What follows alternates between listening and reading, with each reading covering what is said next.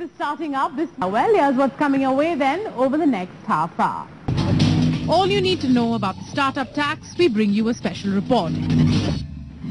You've joined us on Starting Up. Now, one of the downsides of the union budget announced this year, tax, here's a special report then on the implications of this proposed tax, what it is that angel investors in India are planning to do about it, and whether or not, as an entrepreneur, can you possibly avoid it.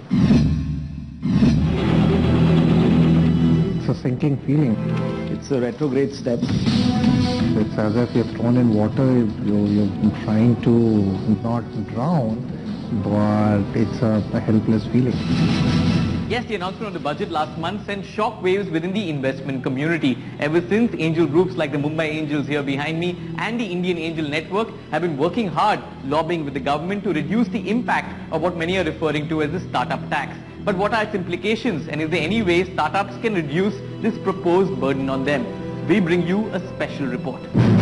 First things first, the new clause is a part of section 56(2), which states that the new clause will apply where a company, not being a company in which the public are substantially interested, receives in any previous year from any person being a resident any consideration for issue of shares.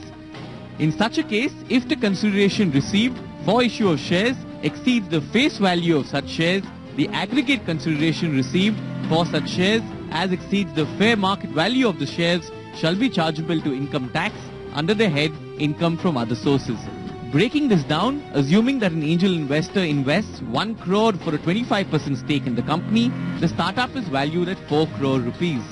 However, assuming the hypothetical fair price valuation of the company as assessed by an assessing officer is pegged at 1 crore rupees, the taxable premium is equal to the value of the investment subtracted by the investor's percentage of stake in the fair price valuation. In this case, the tax deducted amounts to 22.5 lakhs rupees, which will be borne by the startup.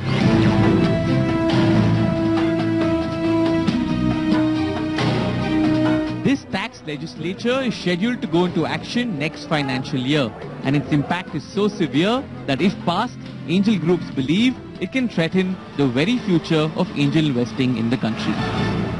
There will be somebody else which is not an investor and not an entrepreneur who would be valuing the company, and anything invested beyond that valuation will be considered as income or premium which will be taxed. So in essence, what does happen? Entrepreneurs put in sweat and money, they put in IP, the valuation comes much later in terms of a tangible valuation. Beauty lies in the eye of the beholder, be it the investor or the entrepreneur, and that is very different from some third-party valuation.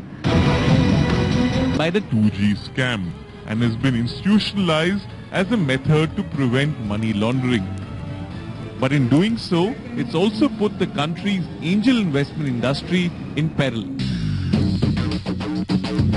Ever since the bill was announced, angel groups like the Indian Angel Network and the Mumbai Angels have come together to lobby with the government on the bill.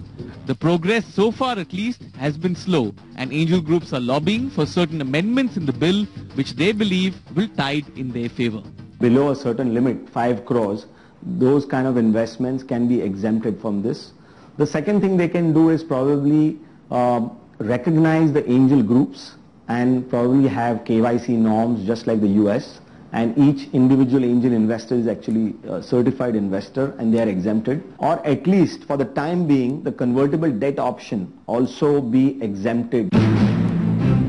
The other key question that's being pondered upon by tax experts and lawyers alike is how the startup community can respond to this bill if it indeed does get passed. Are there possible ways to structure your firm to reduce the burden of the startup tax, and how feasible can these strategies be in the long term?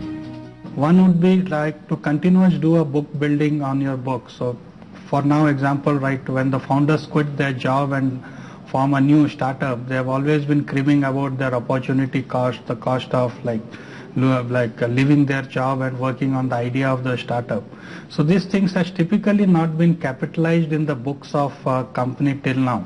Second workaround could be like you can actually take the money from the investors at fair market value, and you can take some additional money as unsecured loan for a longer duration, committing okay, we will use the money for the growth of the business, and then they become the shareholder. They can actually give you money. There are things that some people are talking about kind of a brain drain, where you take the company and register it in Singapore. And if it's a global operation firm, you actually move the firm to Singapore. If it's an India business, it's a firm registered there, team sitting here. But what's not very clear is a firm from Singapore coming and doing business in India, even though by Indians, what are the tax implications of that? While there are a number of methods and strategies being discussed, it's still too early to comment on their feasibility. All eyes are clearly on the next session of the Parliament when the budget will be passed. Angel groups are no doubt hoping that their proposed amendments are taken into consideration before the passing of the revised Section 56(2).